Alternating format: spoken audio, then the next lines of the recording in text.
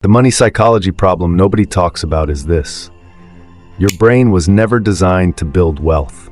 It was designed to keep you alive. And right now, those two things are working against each other. You are not broke because you lack discipline. You are not broke because you did not work hard enough. You are broke because your brain is running a program that was written long before you ever earned your first dollar.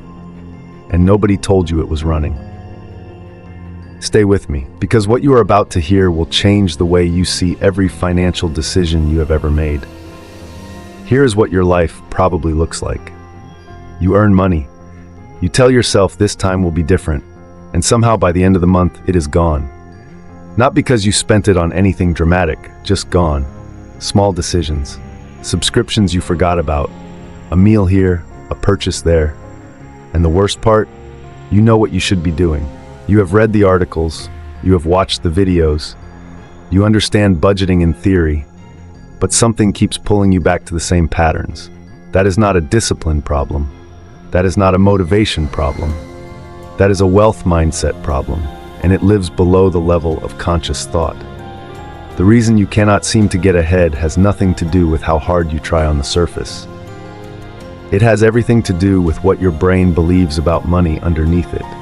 The root cause is never practical. It is always psychological. There is a field of science called behavioral economics, and for the last 4 decades, it has been studying one uncomfortable truth. Human beings are not rational with money.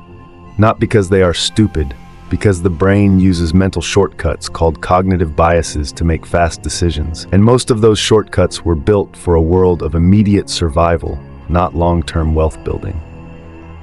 Here at Wealth Psyche, this is exactly what we decode. Because understanding why your brain does what it does with money is the first step to changing it.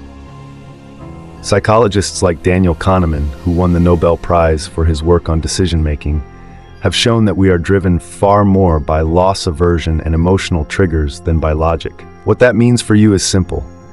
Your financial decisions are being made by a part of your brain that is not thinking about your future.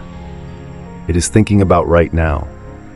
And by the end of this video, you will know exactly what that looks like, why it happens, and how to rewire it. What is it, and why does it happen? What the money psychology problem really means for your wealth starts here, with something called a scarcity mindset. In plain language, a scarcity mindset is when your brain is so focused on what you do not have that it cannot think clearly about how to get more. It is not a personality flaw. It is a neurological state. Researchers at Princeton and Harvard ran a study where they gave people difficult cognitive tasks, the same tasks. The only difference was that some participants were thinking about a financial problem before they started. The people under financial stress performed significantly worse, not because they were less intelligent, because financial anxiety literally consumes mental bandwidth. It takes up space in your brain that should be used for thinking, planning, and deciding. Your money beliefs were shaped long before you were old enough to question them.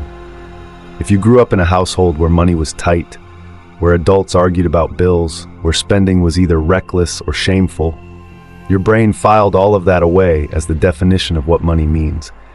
And your financial behavior today is being guided by that filing system. It runs automatically. You do not choose it, it chooses for you. But that is only the surface. Here's where it gets deeper. How does it show up in your financial life? How this financial behavior shows up in your life is rarely dramatic. It is quiet, it is daily, and it looks completely normal from the inside.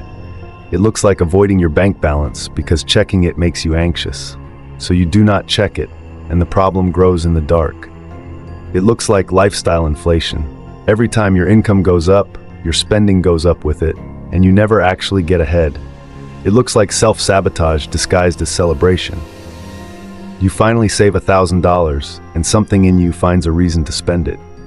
Not because you are irresponsible, because your brain does not feel safe holding money.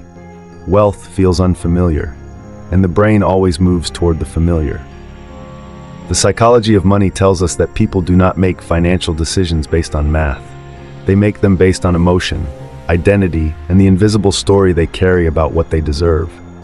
Behavioral finance researchers call this mental accounting. We treat money differently depending on where it came from or what we have labeled it in our minds. A tax refund gets spent faster than a paycheck. A bonus disappears before a salary does. Same money, completely different psychology. Now here is where it gets really interesting. What does science actually say? What behavioral finance says about the broke brain comes down to one of the most well-documented findings in all of cognitive science: loss aversion. Psychologist Daniel Kahneman proved that the pain of losing money is psychologically twice as powerful as the pleasure of gaining the same amount. Losing $50 feels worse than finding $50 feels good. That is not weakness. That is how the human brain is wired. And here is how loss aversion keeps you broke. It makes you avoid investment because the possibility of losing feels more real than the possibility of gaining. It makes you hold on to bad financial situations, a job that underpays you, a spending habit that drains you, because changing them feels like a risk, and risk feels like loss. The behavioral finance literature calls this the status quo bias. Your brain treats your current situation, however painful, as the safe default. Changing it feels dangerous. The psychology of money is not about intelligence. The people stuck in these patterns are often brilliant. They are stuck because the brain's survival programming is more powerful than its planning capacity, until you consciously intervene. So now you understand the psychology. Here's what you actually do about it. 3 steps to rewire your money mindset. And these are not affirmations. These are behavioral science techniques. Step 1. Name the pattern out loud. When you feel the urge to avoid your finances or spend money you plan to save, say out loud, "This is my scarcity response activating." The act of naming it creates distance between you and the automatic behavior. Neuroscience calls this affect labeling. Naming an emotion reduces its power over your actions. You cannot rewire a program you cannot see. Step 2. Create a friction system for spending. Loss aversion works against you when you are trying to save. Flip it. Make saving automatic and spending effortful. Set up an automatic transfer to savings the moment your income arrives. Then add 1 extra step to any non-essential purchase, a 48-hour waiting rule. That small friction interrupts the emotional impulse before it becomes a transaction. Step 3. Reprogram your money identity through small wins. Your brain built this pattern through thousands of small repeated experiences. You undo it the same way. Set a financial goal so small it feels almost embarrassing. Save $10 this week. Check your balance every morning for 7 days. Each time you complete it, you are sending your brain new evidence about who you are with money. Reprogramming is not one dramatic moment. It is the accumulation of small intentional actions done consistently. These are not motivational tips. These are behavioral science techniques. Here's what we covered today. Your brain is not your enemy, but it is running outdated software. The financial psychology behind staying broke is rooted in scarcity thinking, loss aversion, and money beliefs formed long before you had any say in the matter. Understanding that is not an excuse. It is a map. Your money mindset was built through experience, which means it can be rebuilt the same way, deliberately, consistently, and with the right psychological tools. Name the pattern, build friction into spending, and stack small wins until your brain has new evidence to work from. You came into this video wondering why you kept falling into the same financial cycles. You leave it knowing the answer is never about willpower. It is always about the mind. Your Wealth Psyche takeaway for today. Think about the last financial decision you made that you regretted. Was it really a bad decision?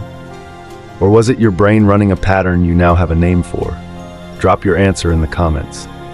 And if this video opens something up for you, the next one goes even deeper, into the specific money scripts formed in childhood that are silently running your financial life right now. It is worth watching before you make your next money move. This is Wealth Psyche, because your money follows your mind.